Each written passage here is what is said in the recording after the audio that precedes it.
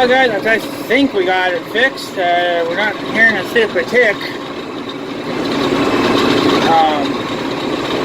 I still got the hood off, so I gotta stop every once in a while and check it, make sure I'm not dripping fuel. Even if I am dripping fuel, I'm not gonna be able to stop the leak because I didn't bring any tools with me. I just got the wrench for the hood. For the ratchet, I mean. But what are you not hearing anymore? Listen. Sounds good. I'm not hearing that stinking tick anymore. The ticking sound.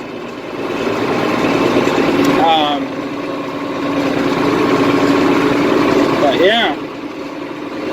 I just hope that I fixed it good enough. I mean, I kind of went off of what the young guy was telling me. I think he wanted me to call him back last night. But by the time I got done, it was 8 o'clock. Now, 8 o'clock, you think, it's not that late. Well, the thing is, it's dark by 8 o'clock. Still, it's not an excuse to not call him. The thing is, I was tired. I was done. I was done for the day. I don't even know what time I started yesterday. But the young guy was saying to me, because I was talking to him on the phone, and he's like, well, there's no way you're going to get done in that same day. Because I started at, I suppose like noon or whatever. And he's like, oh, you're not going to get done. I was like, well, I gotta get done because there's rain coming. So he's like, well, if you don't get done, he says, just cover up the hole where the injector goes into. He said, cover it up with, a baggie of some kind, a waterproof baggie or whatever, a lunch baggie or whatever. So I have one with me, or I did. I don't know what the hell I did with it. I thought I had it with me, but maybe it blew out. But I didn't need it. I didn't really need it because he was walking me through it, whatever. But he wanted me to call him, and he said that if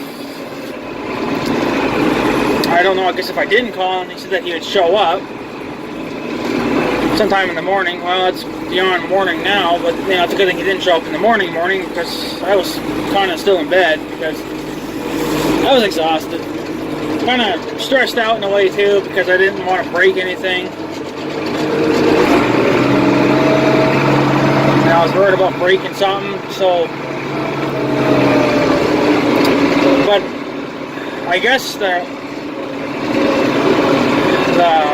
copper gasket, it's just sandwiched in there. If you guys remember in the part 1 where I showed that threaded part, or not the threaded part, but it's got where it takes a special socket to remove that nut cap. Okay, well, he says on the bottom of that's where it's supposed to go. It's supposed to slide up on that little injector nozzle, and then it's supposed to sit there between that and then, of course, the wall of or the bottom of the injector. He said the trick, though, little black cat, he says that you have to put a little dab of grease on that bottom of the injector so that the gas or the copper gasket will sit up there, sit up on the nozzle. It has to stick to that. So I put enough grease on there, I think it's going to stay. It wasn't going to go anywhere, but I forgot what he said. I don't know if you were supposed to put anything on the wall of the injector or the nozzle. I didn't really put anything on there. Just whatever was kind of left on my fingers. So I did that. And then he said before you put it all back together, he says you got to clean that hole out where it come out of. He said to use compressed air, which I didn't have any available. And my air compressor would have done it, but I can't. Mine's not portable. the reel, the hose is stuck on the reel. I thought about getting another hose to make it, you know, movable, because we got 110 volt everywhere at the farm, so plugging it in wouldn't have been an issue, but I don't have hose. So I gotta get another hose. But he said another thing you can do, he said take the shot vac, if I have a shot vac, which I do, and he said stick it in there. He said make you kind of, I guess, get like a tight seal on it, and then let the vacuum suck, which is what I did. I did it for, well, I didn't want to overheat the shot vac, so I went for about 20 seconds. The vacuum was under a load, you know, trying to suck air through it. And then I would let go so the vacuum could, you know, cool off again. I did that a couple times. And then, you know, that's about it. He said the best thing to do would be to get compressed air in there, but he says if you can't do it, then he said the shot vac should do just fine. So that's basically all I did, because that's all I can do. But yeah, there are plastic shavings down in there because of that plastic thing melting. But I think I got most of it out with my finger. So, you know, a lot of the large chunks. So I'll go uphill here and give it a little bit of a load. I got plenty of a load climbing the dike. But I checked the air filter too. It's fine. It's clean.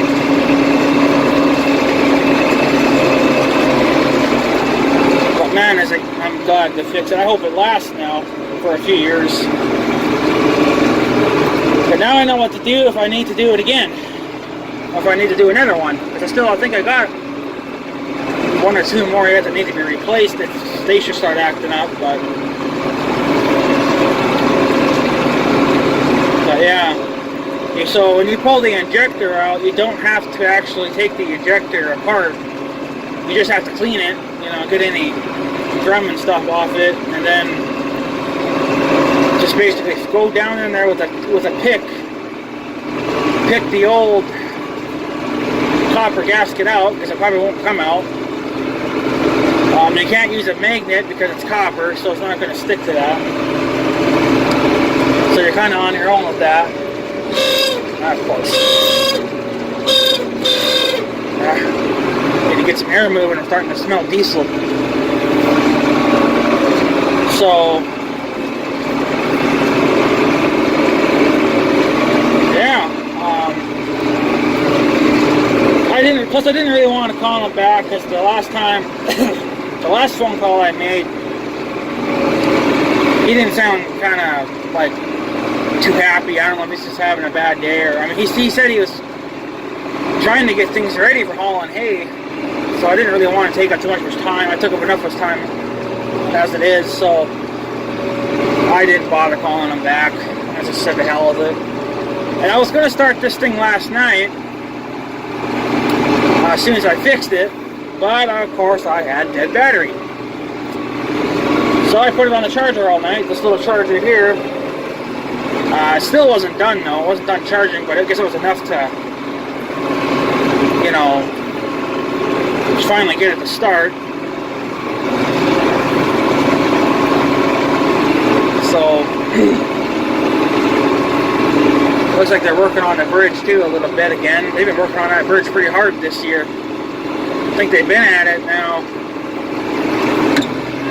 I think they've been on that bridge 2 or 3 times now this year. So, I guess they're really trying to keep good maintenance done to it. I also talked about the tact. I let him know about it. He says that he has to send it off, or what he did with his. He sent them off to another state. I guess there's nobody around here, but I guess there's somebody a state away or something like that. I can't remember what state he said, but I think it started with an M. It's not Minnesota though, but I can't remember. But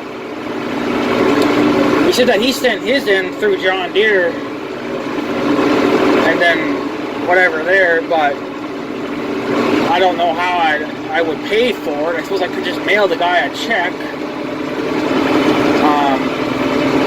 But it don't really matter anyway, because I don't have the money to pay for that right now anyway. But I would like to get the address and some information, so maybe I could just send it off when I'm ready. Send it off, and then I guess let him deal with it, and then he can send, when he sends it back, he can send a note or something, I guess, let me know how much it costs, the bill, and then I'll just, I guess, send the check out or something. I'm not going to do cash because it's too risky that way. So I just got a PayPal. I could probably do it through PayPal, but I've never done it that way, so I'm not familiar with it. So check's about good enough. He'll have to deal with it. I'm sure he'll take it anyway. Most people take checks nowadays.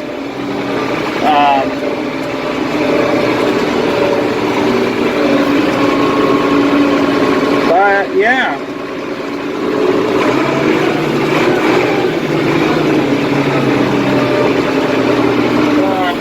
Maybe we'll go down here. I didn't know if I was going to go down here or not.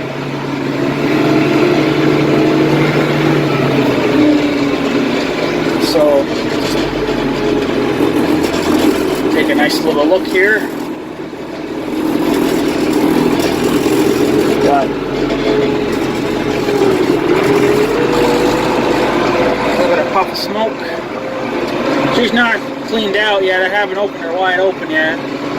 So she's going to still puff a lot of smoke yet. But just been kind of babying that part, you know.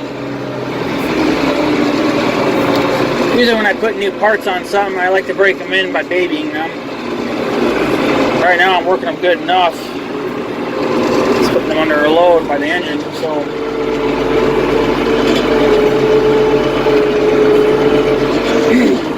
But I hope I fixed it. I hope it will last. I hope nothing else will go wrong now. You know. But it obviously hasn't blown out yet because I'm not hearing a tick, so I think my fix. Hopefully it worked.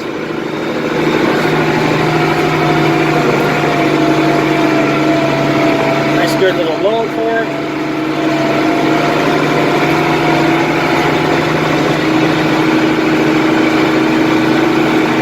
But man, it's nice not to hear that tick anymore.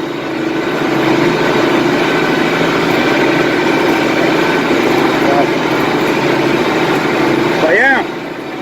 Anyways, guys, I'm going to cut you guys off. I will come back with an update. Let you know how this turned out, whatever. So yeah. See you guys in a minute.